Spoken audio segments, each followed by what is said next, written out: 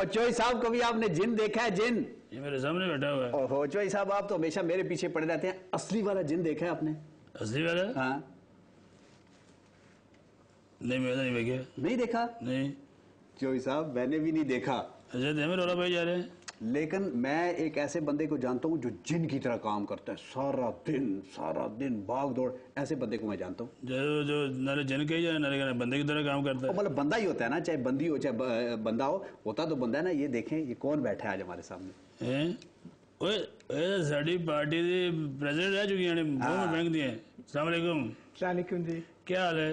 बस शुक्र है साहब, आप कैसे? अल्लाह करो। वैसे मैं एक आपको एक बात बता दूं, ये जितनी अच्छी हमारी पार्टी बतौर वुमेन प्रेसिडेंट इन्होंने चलाई ना, इनके बाद हमें कोई अच्छी खातून सदर मिली नहीं।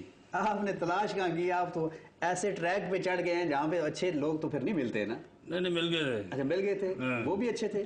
बस होने से गल रहने दे। अच्छा और सुनाइए आजकल क्या हो रहा है? बस शुक्र अल्लाह का, जहाँ आपने छोड़ा था वहीं हूँ चौई साहब। देखिए चौई साहब माशाल्लाह जितना इनका कद काट है ना, ठीक है, अगर मेरा इतना कद होता ना, मैं अगर बास्केटबॉल ना भी खेलता ना, मैंने बड़ी पतंगे लूटी थी। मैंने छोटे बच्चों को तफे मारे, हट साइड पे जाओ, हट जाओ, फाड़ ली गुड्डी, मैं फाड़ लेता, इतनी मैं पतंगे लूटता। इनका माशाल्लाह, इनके आपको पता है भाई इनके बड़े अच्छे बास्केटबॉल के खिलाड़ी रहे कद की वजह से। ठीक है ना, पाकिस्तान टीम के कैप्टन थे जी, एशिया के नंबर 1 थे। हाँ ये देखिए। वैसे एक बात इनकी मैं और दाद देता हूँ। मैंने उस दिन, मेरी बीवी कहती है ऊपर से बिस्तरे रख देना, जो सर्दियां खत्म हो गई है ना, ऊपर मैंने बिस्तर रखे, फिर मैंने उन बीवी ने कहा कि जंप लगा देना नीचे। मैंने जब नीचे देखा मुझे इतना डर लगा, इतना मुझे चाका आया, मेरा त्रा निकल गया। मैंने कहा भाई ये अकेले एक बंदे का काम नहीं है, तुम भी ऊपर आओ, मिल के जंप लगा दें। फिर हमने मिल के जंप लगाया। इस बात का क्या मतलब है? इस बात का मतलब है कि इन्होंने जो जंप लगाया, इन्होंने तो जहाज से लगाया। कितनी बुलंदी से लगाया था जी आपने? जी 12-13 हजार फुट की बुलंदी से। लेकिन उसमें चौधरी साहब ने आपका साथ नहीं दिया, ये बात आप नहीं मैंने दिया था। नहीं ये अंडर प्रेशर थे ना जी, कुछ मजबूरियां थी। किसके अंडर प्रेशर थे ये तो बताएं, आज हम उनकी भी क्लास लेते। मगर ये है कि चौधरी साहब ने आखिर वक्त तक ये मुझे जरूर कहा कि काबीना से रिजाइन मत करो, ये इनकी मेहरबानी है, और ये मुझे छोड़ना नहीं चाहते थे, मुझे पता है। नहीं तो वापस भी ऐसे बात लगे है कि सर पता है कि बंदा काम करने लगा है। मैं वापस भी आप ही की वजह से आई चौधरी साहब। बड़ी मेहरबानी है जनाब। अच्छा, समाजी बहबूद की वजीर थी आप, फिर सियाहत की तरफ चली गई। सियाहत आपने क्यों उसको इंतखाब किया? मैंने जी जो तालीम हासिल की हुई है उसमें होटल एंड टूरिज्म का मेरे पास है, जो मैंने किया, क्वालिफिकेशन जो मेरी है। आपके ख्याल में अताउर रहमान साहब ने भी होटल और टूरिज्म में तालीम हासिल की हुई है?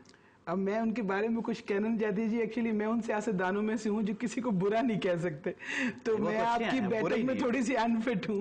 लेकिन बड़े फिट हो जी, क्या बात कर दी आपने जी। बस ये है कि वो काम तो अच्छा कर रहे हैं, लेकिन ये है कि इस मिनिस्ट्री में किसी ऐसे वजीर की ज़रूरत है कि जो जानता हो कि टूरिज्म क्या है, कल्चर क्या है, उसको फ़रोग देने के लिए स्ट्रैटेजी क्या होनी चाहिए, और इंटरनेशनल लेवल के ऊपर पाकिस्तान के इमेज के लिए भी हमें ऐसे वज़ीर की ज़रूरत थी इस वक्त, जो कि दुनिया में उसके कॉन्टैक्ट्स होते, उसको दुनिया में जाना जाता। तो अब हमने कल्चर और टूरिज़म दोनों में ऐसे वज़रा का इंतखाब किया है इत्तेफाक से, जिनका बैकग्राउंड नहीं है इस फील्ड में। तो वो मुल्क में मैं समझती हूँ बहुत बुरी तरह से काम मुतासिर हो रहा है दोनों वजारतों का। अच्छा, ये आपने इस पे भी बड़ा एतराज़ किया। मौलाना तौर रहमान साहब ने कहा कि जी शराब पे पाबंदी होगी हमारे होटलों में, तो मेरा ख्याल तो ठीक किया उन्होंने। क्यों जी चोई साहब ने जो लिकर पे बैन लगाया है, वो देखिए इस्लाम में कहीं पर भी गैर मुस्लिमों के लिए पाबंदी नहीं है।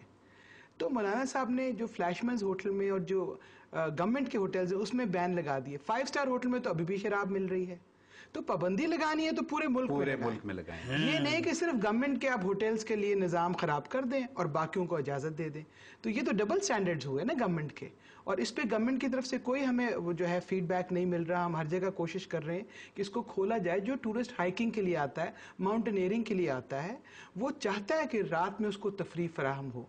वो लवाजमात जो उसको दुनिया के हर मुल्क पे मिलते हैं, अगर पाकिस्तान में नहीं मिलेंगे तो पाकिस्तान क्यों आएगा? अच्छा, आपने 2 दफा ये मसला उठाया, ये मसला वजनी इतना है जी, आप देखें ना, ये 2 दफा से थोड़ा ही उठता है, ये तो बार बार उठाने से उठेगा। वो बात उन्होंने पहले कह दी कि जिस किस्म का मिनिस्टर बना दिया टूरिज्म का, बड़ा वो बंदे का वैसे जो इमेज है वो खराब हो जाता है जो बाहर से आएगा।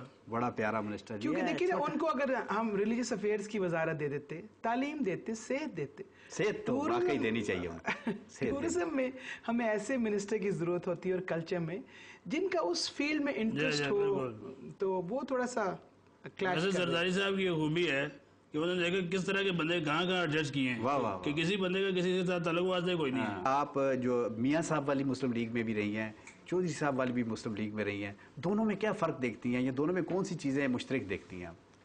सबसे बड़ी जो चौधरी साहब की बात है कि चौधरी साहब बहुत जमहूरियत पसंद हैं। माशाल्लाह। चौधरी साहब अपने बारे में क्रिटिसिज्म सुन लेते हैं।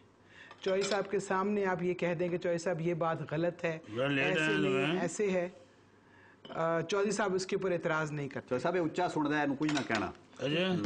जी जी, चौधरी साहब की बात कर रही हैं आप। जी, मैं चौधरी साहब की जमात में मुस्लिम लीग जो हमारी है उसमें लोगों को अपनी राय के इजहार का हक है, लोग खुलकर बात करते हैं, लोग खुलकर तनकीद करते हैं।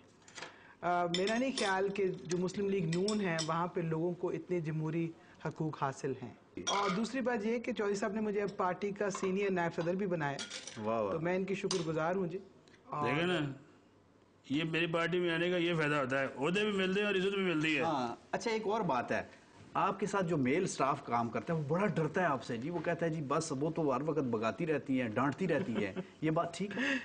ये वैसे एक दो शिकायतें मुझे भी आई कि आप बड़ा गुस्सा करती है अपने स्टाफ पे। स्टाफ पे मेरा ख्याल में इतना गुस्सा नहीं करती, ये गलत बात है। काम मैं बहुत करवाती हूँ। गुस्सा मैंने गुस्सा हमेशा उस पर किया जी जो मेरे से ज़्यादा ताकतवर हो, मेरे एक ज़िंदगी में असूल रहा है, या जो मेरे से बहुत करीब हो, जैसे मेरे मियाँ, मेरी बेस्ट फ्रेंड्स या मेरी औलाद, वो मेरे बहुत करीबी ताल्लुक़ के लोग हैं, उनसे मैं गुस्सा करती हूँ। गैरों से और अपने जूनियर स्टाफ से इस बात को मैं पसंद नहीं करती, क्योंकि ये आपकी कमज़ोरी ज़ाहिर करता है कि आप उस पर गुस्सा करें जो आपके ऊपर जवाबी तौर पे गुस्सा नहीं कर सकता। वो क्या गुस्सा हुआ? इसका मतलब है मेरे पे तो ये बिल्कुल ही गुस्सा नहीं करेंगी, लेकिन हम एक ब्रेक लेंगे तो साहब, ब्रेक के बाद वापस आके बात फिर इनसे खुल के करेंगे। चलो कोई खा पी लिया नहीं दे फिर।